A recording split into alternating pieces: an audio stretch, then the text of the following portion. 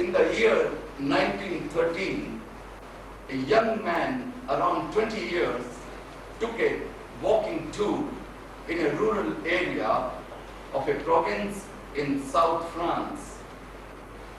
Walking tour during that time meant walking on the countryside, on the back roads, and sometimes no roads at all, with a backpack and a sleeping bag to sleep at the farm site, local village site, and sometimes on the way.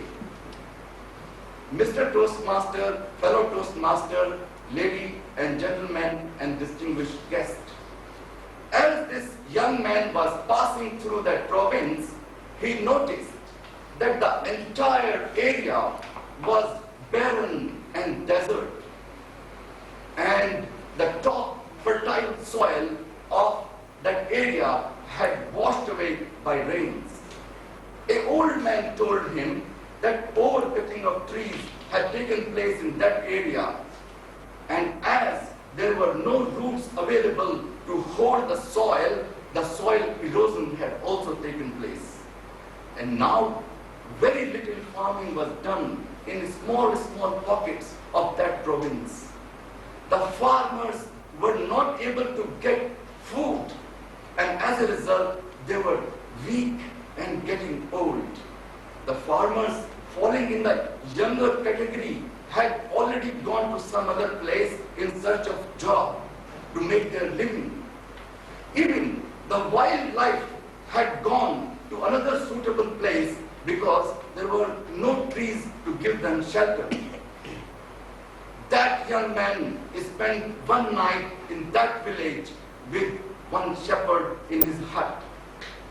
That shepherd served this young man from the bottom of his heart, and seeing at the hospitality and love and affection of the shepherd, young man decided to stay back for more number of days. And during his stay, the young man watched this shepherd in the evening hours sorting out nuts, acorns, hazelnuts, chestnuts by the lampside. He would put them all in a row, examine them clearly, throw the bad ones and take the good ones into his oblong bag.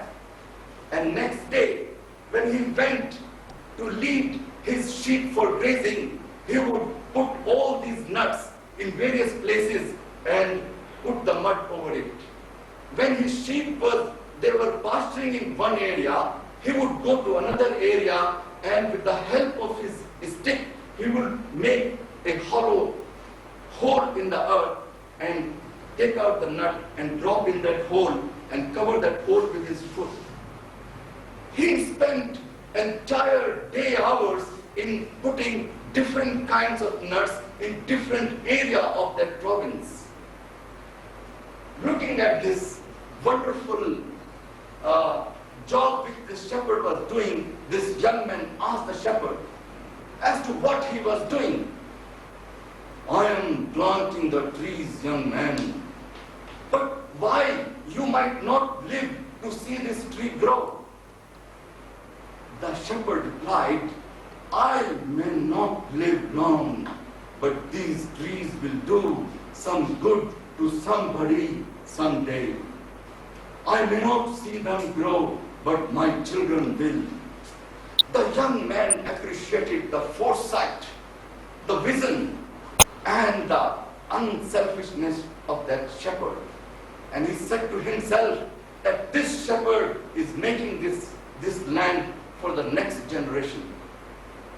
Exactly around 20 years later, this young man in his 40s came to the same area again, and what he saw was completely surprised him, that the entire valley was covered with beautiful forest, having all kinds of trees over there, small trees, middle-sized trees, and even the tall trees. The grass was more greener, the shrubs and the bushes had grown all over, the wildlife had returned, and different kinds of birds were chirping the melodious song. It appeared as if the life had returned to that area once again. The soil was moist again and the farmers were cultivating their fields. The visitor was very much amazed at the change he saw. The little farms were growing. Many villages were regaining the lives. Beautiful trees, revived agriculture, renewed wildlife, and a lush of grass and shrubberies. The young man said to himself, what a change between now and 20 years ago. He met the same shepherd in his hut and came to know that a delegation from the French Parliament had recently visited this place from Paris, and the delegation was completely impressed by the work which was done by the shepherd while he washed his sheep along the entire area of that province. As a result, the entire valley was covered with beautiful forest today. The delegation went back to the Paris and strongly recommended a pension for this shepherd. At this point of time, the young man who had grown by now 40 years old appreciated and remembered the foresight, the vision, the unselfishness, the sacrifice which the shepherd had done day by day, day in and day out for a number of years. The story does not end over here. The shepherd did live to see the beautiful forest. The shepherd did live how he had succeeded changing his world. Over to you, Mr. Krishna.